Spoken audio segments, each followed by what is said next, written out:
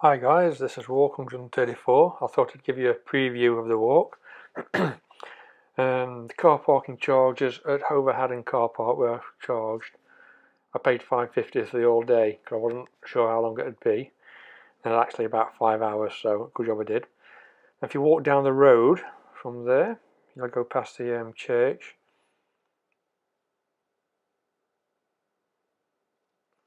Which you obviously got a graveyard there. If you walk a bit further down, you then come to a little footpath, signposted, but it's a bit of a muddy trek at the moment, or you can walk down the main road. This has got flowers in it. It's got a little cave. There's quite a few caves on the route as well.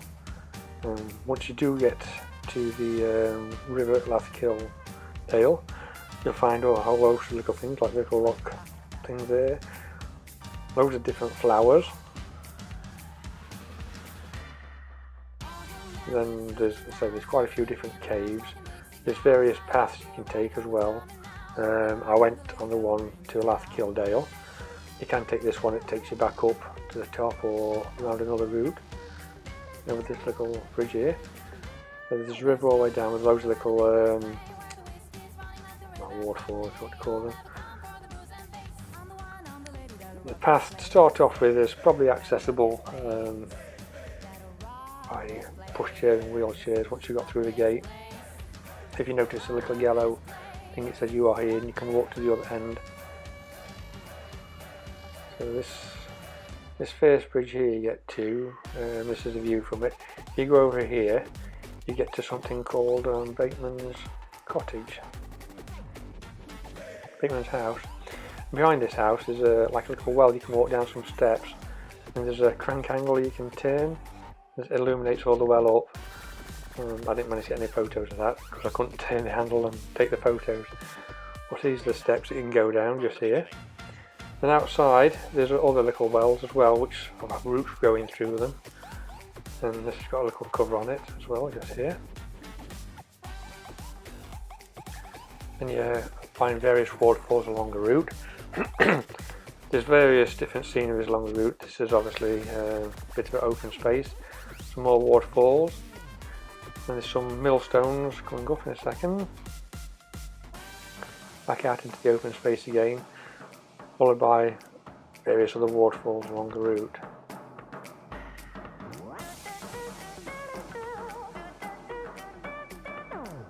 I was following this little chap around for a while. I did manage to catch him eventually, this little bird here.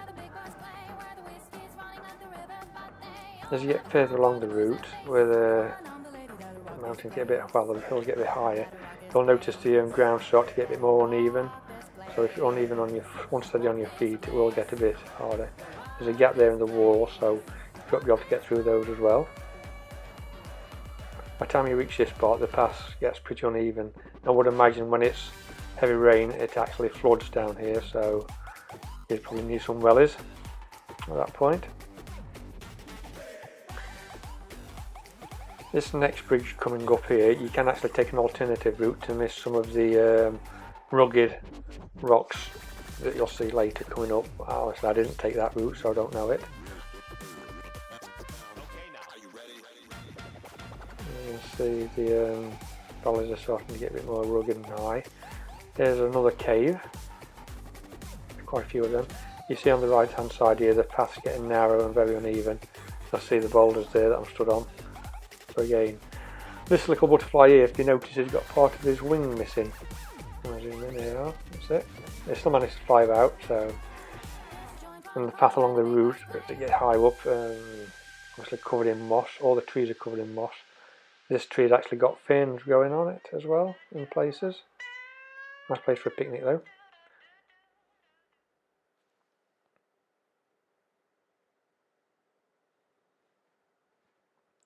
You can see the ground's very uneven here, so you need good walking boots. There's a tree with the ferns on it.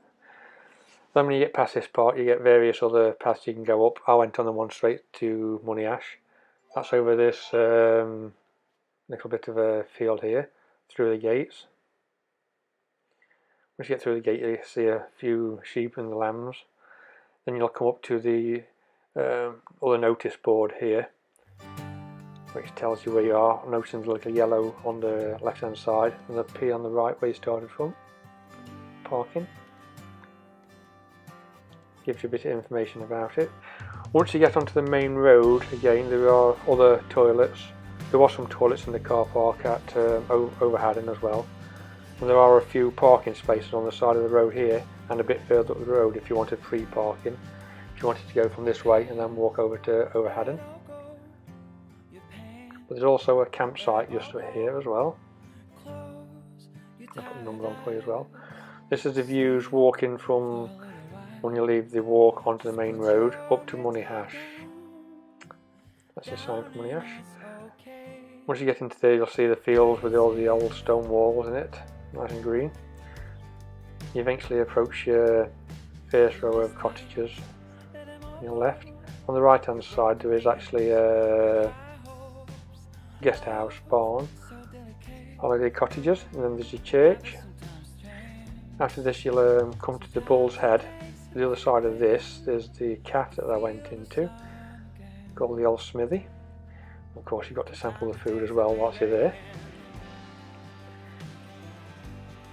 Looking up the road, well looking back down the road, this is where some people sat outside the little cafe. But if you want to take an alternate route back, you can walk up to this road and you'll come up to the telephone box here. Past the chapel, there are a couple of paint display car parks just here as well.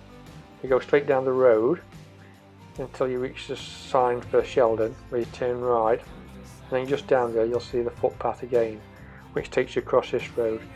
Now it was a bit muddy on this, but also there's a load of cattle in here, so if you're a bit squeamish about walking past cows and sheep which are next to you, you know, probably take the old route back, the regional route back. But it was quite good because most of them just sat there looking at you and enjoying the day. It's good to get close to them. But again, once you get through this gate here, you've got all the cattle which are just laying around watching you. So no problem really. But I know some people are a bit squeamish about walking past them. Some great views though, of the old ruins and all the old stone walls.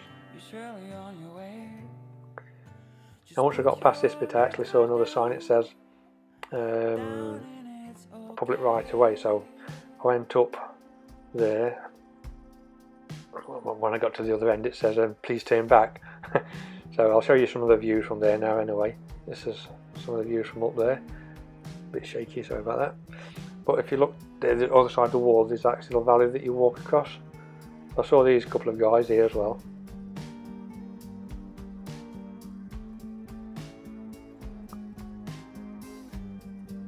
First time I managed to catch them on camera. Normally they fly off or run off at a great rate of speed. This too wasn't too bad.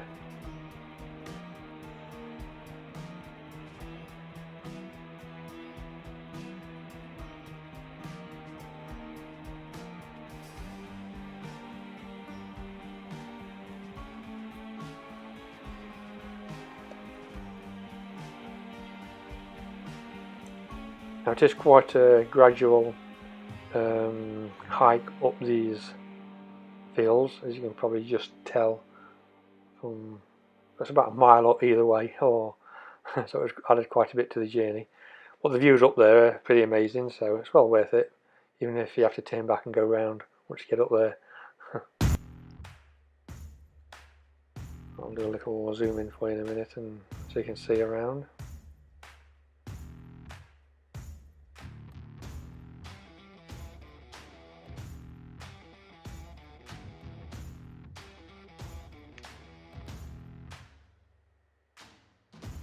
You see quite hilly, get to that bit.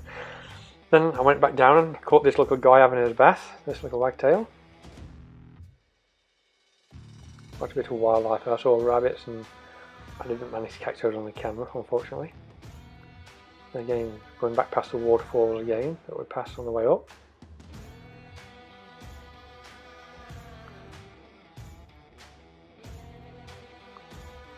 Following this little guy here that you'll see in a second, so he managed to catch me eventually, but he kept flying off every time I pointed the camera at him, a bit camera shy. A bit further down on the way back I noticed all these flowers, so I went up the hill, because there was a little dirt track.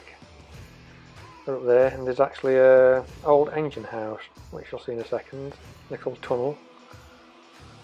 So there's a sign for the old engine house. You'll see the remains of the engine house, the other side of the sign here. There's also an old mine shaft just here. There's some more images of the old engine house. The other side of the tunnel. Now when you start walking back up the hill towards the car, you'll notice a little lay-by. If you've got a disabled bags you can park in.